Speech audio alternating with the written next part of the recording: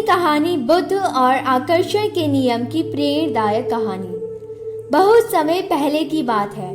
एक छोटा गांव था जहां एक गरीब लड़का अंजन अपने माता पिता के साथ रहता था। अंजन का जीवन बहुत कठिनाइयों से भरा हुआ था। उसके पास खाने के लिए पर्याप्त भोजन नहीं था, पहनने के लिए अच्छे कपड़े नहीं थे और उसके घर की छत से पानी टपकता था। लेकिन अंजन के मन में हमेशा कुछ बड़ा करने की चाहत थी। एक दिन अंजन गांव के मंदिर में गया, जहां वह अक्सर बुद्ध की प्रतिमा के सामने बैठकर ध्यान करता था। उस दिन भी उसने बुद्ध से प्रार्थना की, भगवान कृपया मुझे इस गरीबी से बाहर निकालने का रास्ता दिखाओ। मुझे ऐसा मार्ग दिखाओ जिससे मैं और मेरे परिवार को सुखी जीवन जीने का अवसर मिल सके। अंजन की प्रार्थना सुनकर उसी रात उसके स्वप्न में एक दिव्य प्रकाश दिखाई दिया। वह प्रकाश बुद्ध का था। बुद्ध ने कहा, अंजन, इस संसार में आकर्षण का एक नियम है। जो तुम्हारे मन में है वही तुम्हारी वास्तविकता में भी होगा। यदि तुम अपने मन में समृद्धि, सुख और शांति की कल्पना करते हो तो वही तुम्हारे जीवन में भी आएगा। बुद्ध की बात सुनकर अंजन ने कुछ समझ नहीं आया। अंजन ने उससे पूछा, भगवान क्या आप मुझे समझा सकते हैं कि यह आकर्षण का नियम कैसे काम करता है? बुद्ध ने उत्तर दिया, आकर्षण का नियम बहुत सरल है। जो भी तुम सोचते हो वह तुम्हारी वास्तविकता बन जाती है। यदि तुम अपने मन में सकारात्मक विचारों को धारण करते हो और यह विश्वास रखते हो कि तुम समृद्धि हो सकते हो, तो तुम्हारी चेतना उस दिशा में कार्य करना शुरू कर देगी। तुम्हें यह याद रखना चाहिए कि मनुष्य का मस्तिष्क एक चुंबक की तरह होता है। वह वैसा ही खींचता है जैसा तुम सोचते हो। यदि तुम धन, स्वास्थ्य और खुशहाली की ओर ध्यान केंद्रित करते हो तो वह तुम्हारे जीवन में आएगी। अंजन ने यह सब ध्यान से सुना और फिर बुद्ध से पूछा, लेकिन भगवान मेरे पास तो कुछ भी नहीं है, मैं कैसे सकारात्मक सोच सकता हूँ? बुद्ध ने मुस्कुराते हुए कहा, यह सच है कि तुम्हारे पास अभी कुछ भी नहीं है, लेकिन यह भी सच है कि तुम्हारे पास सब कुछ है। तुम्हारे पास इच्छा शक्ति है, धैर्य है और सबसे महत्वपूर्ण तुम्हारे पास सपने हैं। सपने देखो, उन्हें सच मानो और फिर अपने कार्यों को उस दिशा में केंद्रित करो। जब तुम अपने मन में विश्वास रखोगे और अपने सपनों की ओर कदम बढ़ाओगे तो पूरी सृष्टि तुम्हारी मदद करेगी। अंजन ने बुद्ध की बातों को गहरे दिल से ग्रहण किया। उसने निश्चय किया कि वह अपने जीवन को सकारात्मक सोच के माध्यम से बदल दिएगा। उसने अपने मन में यह ठान लिया कि वह समृद्ध बनेगा और अपने परिवार को खुशहाल जीवन देगा। उसने अपनी कल्पना में देखा कि वह एक सफल व्यापारी है, उसके पास एक सुंदर घर है और उसका परिवार सुखी है। इसके बाद अंजन ने अपने गांव के एक छोटे से बाजार में नौकरी करना शुरू किया। उसने मेहनत और ईमानदारी से काम किया और हमेशा अपने लक्ष्य को ध्यान से रखा। धीरे धीरे लोग उसकी मेहनत और ईमानदारी को पहचानने लगे। वह अपने काम में उत्कृष्टता प्राप्त करने लगा और लोग उसे और भी काम देने लगे। कुछ सालों के भीतर अंजन ने अपनी मेहनत से प्राप्त धन इकट्ठा कर लिया और अपने खुद के व्यापार की शुरुआत की। उसके व्यापार ने तेजी से प्रगति की और वह अपने सपनों का घर बनाने में सफल हो गया। उसके परिवार के लिए अब सभी खुशी और सुख सुविधाएं उपलब्ध थी और वे खुशी खुशी जीवन जी रहे थे। लेकिन अंजन ने कभी कभी अपने प्रारंभिक दिनों को नहीं भुलाया। उसने हमेशा याद रखा कि यह सब बुद्ध के सिखाए गए आकर्षण के नियम के कारण हुआ है। उसने अपने जीवन में जो भी चाहा वह अपने विचारों के बल पर प्राप्त किया। उसने यह भी समझ लिया था कि दुनिया में कोई भी चीज़ असंभव नहीं है। यदि हम अपने विचारों को सकारात्मक दिशा में लगाएं और धैर्य के साथ काम करें तो हम कामयाब अवश्य होंगे। अंजन अब खुद के एक महान शिक्षक बन गया था। वह अपने गांव और आसपास के लोगों को आकर्षण के नियम की शिक्षा देने लगा। उसने कई लोगों के जीवन को बदल दिया और उन्हें दिखाया कि कैसे सकारात्मक सोच और दृढ़ संकल्प से वे भी अपने जीवन को बेहतर बना सकते हैं। उसकी यह शिक्षा और कहानियां दूर दूर तक फैल गईं और लोग उसके पास आने लगे अपनी समस्याओं का समाधान खोजने के लिए। अंजन ने यह भी सिखाया कि आकर्षण का नियम केवल धन और समृद्धि के लिए नहीं बल्कि सभी क्षेत्रों में काम करता है, चाहे वह स्वास्थ्य हो, संबंध हो या आत्मिक शांति हो। यदि हम अपने विचारों को सही दिशा में केंद्रित करें और यह विश्वास रखें कि हम इसे प्राप्त कर सकते हैं तो वह हमारे जीवन में अवश्य आएगा।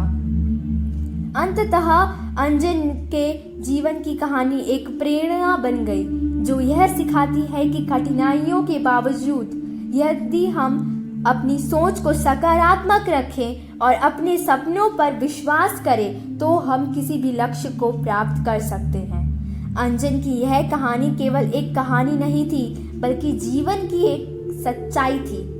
उसने साबित कर दिया कि आकर्षण का नियम केवल एक सिद्धांत नहीं है बल्कि एक जीवंत सत्य है जिसे कोई भी अपना सकता है और अपने जीवन को बदल सकता है। इस प्रकार बुद्ध की शिक्षा और अंजन की कहानी यह सिखाती है कि जीवन में कठिनाइयाँ और चुनौतियाँ केवल हमारी सोच का परिणाम होती है। जब हम अपने मन को नियंत्रित करते हैं और अपने विचारों को सकारात्मक दिशा में ले जाते हैं तो हम अपने जीवन में वह सब कुछ प्राप्त कर सकते हैं जिसका हम कामना करते हैं। दोस्तों, यह कहानी आपको कैसी लगी? लाइक और कमेंट कर ज़रूर हमें बताएं। धार्मिक सुविचार यूट्यूब चैनल पर आप सबका स्वागत है। अब हम जानेंगे दूसरी कहानी, कर्मों की शक्ति, एक दिल को छू लेने वाली बौद्धिक कहानी। काफी समय पहले की बात है। एक छोटे से गांव में एक किसान रमेश अपनी पत्नी और 2 बच्चों के साथ रहता था। रमेश बहुत ही परिश्रमी और ईमानदार व्यक्ति था। उसका जीवन सरल और शांत था, लेकिन उसे हमेशा अपने परिवार के बेहतर भविष्य की चिंता रहती थी। वह चाहता था कि उसके बच्चे अच्छे से पढ़ें और एक दिन बड़े आदमी बने। रमेश के पास थोड़ी सी जमीन थी जिस पर वह खेती करता था। उसका जीवन इस जमीन पर निर्भर था, लेकिन कई सालों से फसल अच्छी नहीं हो रही थी। कभी सूखा पड़ता, कभी अतिवृष्टि हो जाती और कभी कीड़े फसल बर्बाद कर देते। वह बहुत परेशान था, लेकिन उसने कभी हिम्मत नहीं हारी। एक दिन जब वह खेत में काम कर रहा था, तभी एक बूढ़े साधु वहां से गुजरे। साधु ने रमेश को देखा और उसकी मेहनत और ईमानदारी से प्रभावित हुए। उन्होंने रमेश से कहा, बेटा, तुम्हारी मेहनत बहुत सराहनीय है, लेकिन तुमने अपने कर्मों का फल तभी मिलेगा जब तुम अपने पूर्ण विश्वास अपने अंदर रखोगे। रमेश ने साधु से पूछा, बाबा, मैं तो हमेशा ईमानदारी से काम करता हूँ, लेकिन मेरे कर्मों का फल मुझे क्यों नहीं मिल रहा है? साधु ने मुस्कुराते हुए कहा, कर्म का फल मिलने में समय लगता है बेटा। अगर तुम अपने कर्मों में श्रद्धा और विश्वास रखोगे तो समय आने पर तुम्हें उसका फल अवश्य मिलेगा। याद रखो, इस संसार में कोई भी कर्म व्यर्थ नहीं जाता। रमेश ने साधु की बातों को ध्यान से सुना और उनके चरणों में झुककर आशीर्वाद लिया। साधु ने रमेश को एक बीज दिया और कहा, इस बीज को अपने खेत में बो और देखो यह तुम्हारे जीवन में कैसे चमत्कार करता है। रमेश ने उस बीज को बहुत आदर के साथ लिया और अपने खेत में बो दिया। उसने उस बीज की बहुत देखभाल की। दिन रात वह उस छोटे पौधे को पानी देता, उसकी जड़ों को मजबूत करता और उसे बड़ा प्यार करते पालता था। समय के साथ वह बीज एक विशाल वृक्ष में बदल गया जिसमें ढेर सारे फल लगते। लेकिन आश्चर्य की बात यह थी कि वह कोई साधारण वृक्ष नहीं था। उस वृक्ष के फल सोने के होते थे। रमेश की खुशी का ठिकाना नहीं रहा। उसने तुरंत उन सोने के फलों को बेचकर अपनी परिवार के लिए एक नया घर बनवाया, बच्चों को अच्छे स्कूल में दाखिला करवाया और गांव में ज़रूरतमंदों की मदद भी की। अब रमेश के जीवन में कोई भी कमी नहीं थी, लेकिन उसने कभी भी अपने मूल्यों और सिद्धांतों को नहीं छोड़ा। वह हमेशा ईमानदारी और मेहनत के साथ काम करता रहा। उसने अपने बच्चों को भी यही सिखाया कि कर्म ही सबसे बड़ी पूंजी है और यदि हम सच्चे मन से काम करते हैं तो हमें उसका फल अवश्य मिलता है। सालों बाद रमेश के बच्चे बड़े हो गए और अच्छे पदों पर कार्यरत हो गए। वे अपने पिता की मेहनत और सिद्धांतों का आदर करते थे। एक दिन जब रमेश बूढ़ा हो गया और चलने फिरने में असमर्थ हो गया तो उसके बच्चे उसे अपने साथ शहर ले गए।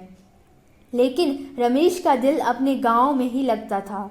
एक रात रमेश ने अपने बच्चों को बुलाया और कहा, बच्चों, मैंने तुम्हें जीवन में हमेशा सच्चाई, ईमानदारी और कर्मों का महत्व सिखाया है। याद रखना, जीवन में चाहे कितनी भी कठिनाइयाँ आएं, कभी उन्हें अपने मूल्यों को मत छोड़ना, क्योंकि यही वे बीज हैं जो समय आने पर तुम्हें फल देंगे। उस रात रमेश ने शांति से अपनी अंतिम सांस ली। उसके बच्चों ने उनकी बातें दिल से लगा ली और जीवन में सच्चाई और ईमानदारी के साथ काम करना जारी रखा। उन्होंने हमेशा अपने पिता के उस सोने के पेड़ की कहानी को याद रखा, जो उनके लिए केवल धन का स्रोत नहीं था, बल्कि यह सिखाने का माध्यम था कि सच्चाई और मेहनत का कोई विकल्प नहीं होता। रमेश की कहानी पूरे गांव में फैल गई और लोग उससे एक प्रेरणा के रूप में मानने लगे। उसके जीवन की यह सिखावन आज भी लोगों के दिलों को छू जाती है और यह याद दिलाती है कि कर्म ही सबसे बड़ी शक्ति है। यदि हम सच्चे दिल से, ईमानदारी से अपने कर्म करते हैं तो भगवान हमें वह सब कुछ देते हैं जिसकी हम सच में हकदार होते हैं। अंतिम संदेश, कर्म का फल अवश्य मिलता है, चाहे वह तुरंत मिले या कुछ समय बाद, लेकिन यह सुनिश्चित है कि वह फल आपको अवश्य प्राप्त होगा। इसीलिए हमेशा अच्छे कर्म करें और सच्चाई के मार्ग पर चलें। अगर आपको ये कहानी अच्छी लगी तो धार्मिक सुविचार चैनल को लाइक, सब्सक्राइब तथा शेयर अवश्य करें। धन्यवाद।